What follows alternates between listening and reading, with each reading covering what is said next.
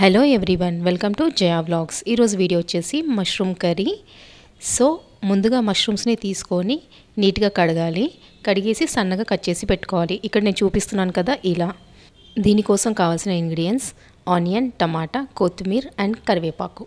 ఇప్పుడు ఒక ప్యాన్ పెట్టుకొని దాంట్లో ఆయిల్ వేసేసి కట్ చేసుకున్న ఆనియన్ ఉంటుంది కదా, అది యాడ్ చేసుకోవాలి. యాడ్ చేసుకొని మంచిగా ఫ్రై చేసుకోవాలి.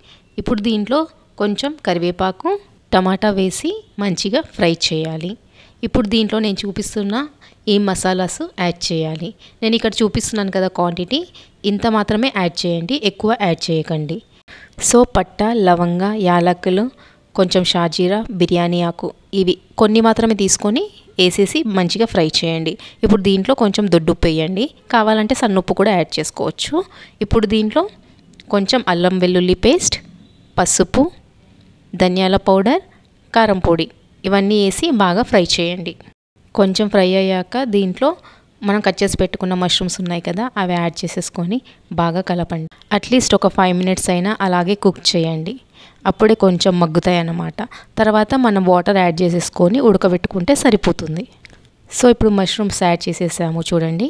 ఇక్కడ మష్రూమ్స్ యాడ్ చేసినాక కొంచెం వాటర్ వేసుకోవాలి. వాటర్ వేసుకొని అట్లీస్ట్ ఒక 15 to 20 minutes మంచిగా మీడియం ఫ్లేమ్లో పెట్టి ఉడకబెట్టుకోవాలి. అది మొత్తం కుక్ అయ్యాక కొంచెం కలర్ కూడా చేంజ్ అయిపోతుంది అన్నమాట. కూర అనేది దగ్గరికి కూడా అవుతుంది. నేనైతే చాలా ఈజీ రెసిపీసే చూపిస్తున్నాను, చాలా తక్కువ ఇంగ్రీడియంట్స్తో అండ్ ఫాస్ట్గా అయ్యే రెసిపీస్ మాత్రమే మీకోసం అప్లోడ్ చేస్తున్నాను. సో తప్పకుండా ట్రై చేయండి.